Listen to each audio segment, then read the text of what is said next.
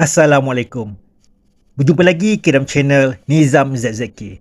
Terima kasih kepada korang yang sentiasa support channel saya ni. Kepada yang masih belum subscribe tu, bolehlah tekan laju-laju loceng subscribe di bawah. Seperti biasa, saya akan tunaikan permintaan. Kali ini, saya akan tunaikan permintaan Saudara Zikri. Saudara Zikri mahu saya kongsikan kisah seram di Jalan Bukit Putus. Kepada yang telah buat permintaan tu, saya akan cuba tunaikan di video-video yang akan datang. Bukit Putus ni memang sering menjadi perhatian, terutamanya pengguna-pengguna jalan raya. Jalan ni dah berusia lebih 40 tahun dan jalannya taklah terlalu panjang. Cuma kira-kira 8 km je. 4 km di puncak dan 4 km lagi di kaki bukit. Laluan ni berliku-liku dan berbukit dan kurang disukai pemandu. Banyak seliku-seliku tajam dan jalannya agak sempit. Kalau pemandu baru, memang agak menggerunkan. Ada beberapa perkongsian kisah-kisah seram ketika melalui jalan Bukit Putus ni. Nak tahu kisah seram tersebut? Okey, jom.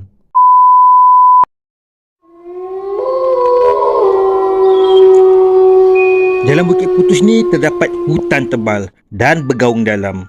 Banyak kes-kes bunuh yang dilakukan oleh penjenayah telah buang mayat mangsa ke dalam gaung-gaung yang terdapat di situ. Seolah-olah Bukit Putus ni menjadi tempat pembuangan mayat-mayat mangsa kerana sukar untuk pihak berkuasa ataupun orang awam menemui mangsa di gaung tersebut. Selain itu, banyak kes kemalangan maut telah berlaku di situ dan menjadikan tempat tersebut keras dan menyeramkan. Wallahualam.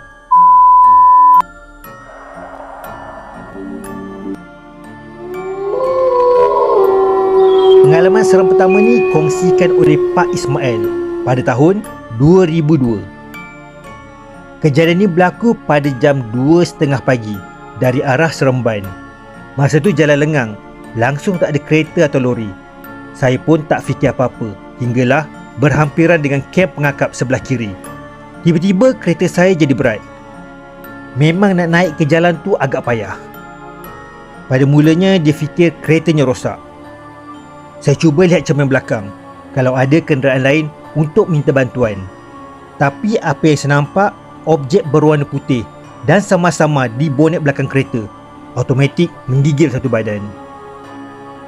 Saya teruskan perjalanan, baca ayat kursi, tapi tiba-tiba bau kapur barus pula. Memang seram sangat waktu tu. Bila tiba di puncak Bukit Putus, terdengar bunyi angin yang kuat dan tiba-tiba juga kereta saya jadi ringan.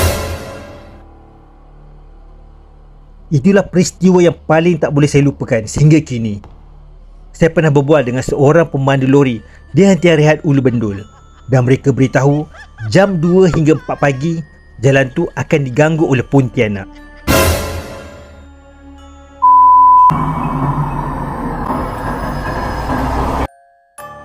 Kisah seram kedua ini pula dikongsikan oleh Encik Syahrudin.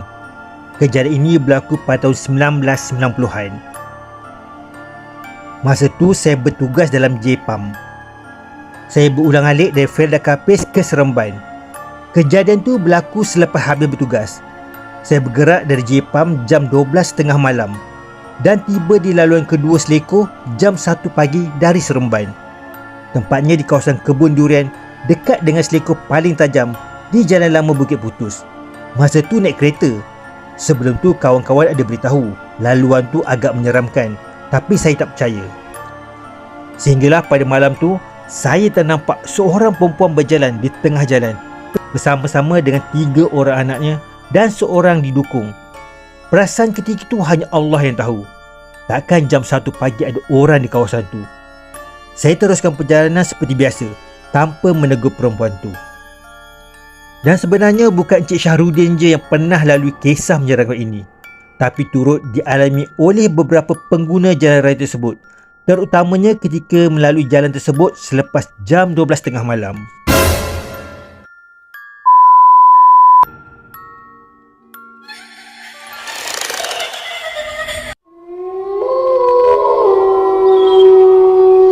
Pengalaman seram ketiga ini dikongsikan oleh seorang pemuda bernama Syakir.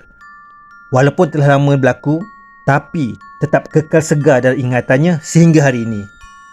Menurutnya, kejadian ini berlaku ketika dia bersama abangnya dalam perjalanan ke rumah ibu bapa mereka di Kuala Pilah untuk mengambil barang sebelum meneruskan perjalanan ke Pahang kerana untuk berhari raya di kampung neneknya. Ketika kejadian, saya bersama abang dan apa yang menimpa kami ketika itu menjadi sejarah hitam buat kami. Malah kalau saya sebut perkara ini kepada abang, pasti dia akan marah dan minta jangan dikenang lagi. Pada awalnya, perjalanan mereka berjalan lancar. Tapi tiba-tiba di selekoh ketiga Bukit Putus, radio kereta abangnya tiba-tiba mengalami gangguan siaran. Dalam suasana sepi dan hanya bertemankan bunyi enjin kereta, tiba-tiba Syakir terdengar bisikan seorang wanita yang meminta tolong. Saya ingat bunyi bisikan tu. "Berhenti, anak aku, ke kiri gaung, tolong." Apabila saya tersedar dari lamunan, saya segera menggosok-gosok telinga saya hingga abang saya heran melihat gelagat saya.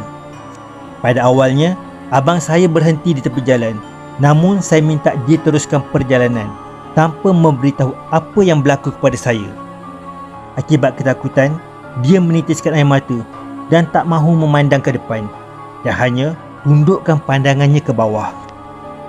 Setibanya mereka di selekoh kelima, abangnya mengadu kereta terasa berat seperti mendaki bukit walaupun menggunakan giar rendah. Saya memang dah tak bercakap, tapi abang tiba-tiba bersuara, "Berat pula." Dan tiba-tiba kami terdengar suara ketawa dan mengilai yang sangat menyeramkan. Memang kami terkejut dan saya tengok muka abang saya dah bertukar. Kami saling berpandangan. Ketawa itu hilang selepas kami melepasi selekoh kelima tu. Setibanya di selekoh ke-8, kereta mereka tiba-tiba bergerak perlahan sebelum abangnya mengambil keputusan untuk berhenti di tepi jalan untuk periksa enjin kereta tersebut. Mereka tak ada pilihan kerana perlu meneruskan perjalanan pulang ke kampung dan tak mahu tersadai di tepi jalan yang sebelahnya adalah gaung. Ketika abangnya keluar dari kereta, dia terlihat kelibat seperti seorang wanita rentung di belakang abangnya hingga membuatnya tergamam. Lebih menyeramkan, abang pula menjerit minta saya keluar dari kereta kerana terlihat nenek tua berada di tempat duduk belakang saya. Saya pula minta dia masuk ke dalam kereta kerana kelibat wanita rentung itu ada di belakangnya. Saya terpaksa tarik abang masuk ke dalam kereta tanpa saya sedar ada makhluk lain di tempat duduk di belakang dan kebetulan sebuah kereta lalui kawasan itu. Lega rasanya. Pemandu kereta itu memberhentikan kereta dan bertanya tentang keadaan kami dan kami ambil keputusan untuk ikut kenderaan itu dari belakang. Abang saya dah menggigil kesejukan dan saya yang ambil alih memandu kereta walaupun tak ada lesen dan mengikuti kereta lelaki itu dari belakang. Abang diam tak terkata seperti dia takut sesuatu. Saya tak fikir apa ketika tu, melainkan kami selamat sampai ke kampung. Perjalanan mereka berjalan lancar hinggalah lelaki tersebut singgah di sebuah stesen minyak di Ulu Bendul untuk ketandas dan ketika itulah abangnya dah mula tenang dan mampu bercakap. Ketika di stesen minyak tu, abangnya mula beritahu tentang nenek tua yang dilihatnya sehingga membuatkannya tergamam. Setibanya di kampung, ada lagi kejadian seram yang berlaku apabila neneknya beritahu ada makhluk mengikuti mereka pulang. Neneknya beritahu disebabkan kedua beradik itu telah masuk tergopoh-gopoh ke dalam rumah tanpa memberi salam, menyebabkan ada benda yang mengikut mereka. Nenek beritahu ketika kami masuk, dia ada nampak orang tua di belakang abang. Selepas kami salam nenek, benda tu ikut kami masuk ke dalam bilik.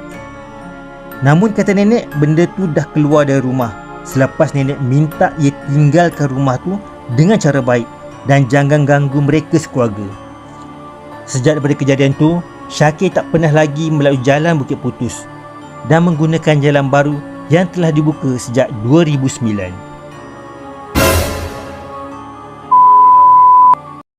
Demikianlah 3 perkongsian yang paling menyeramkan yang pernah berlaku di jalan Bukit Putus. Bayangkan, sekiranya kejadian ini berlaku kepada korang, apa tindakan korang agaknya? Andai kata ini terjadi, jangan lupa membaca surah-surah yang anda hafal kerana sesungguhnya Allah itu maha berkuasa.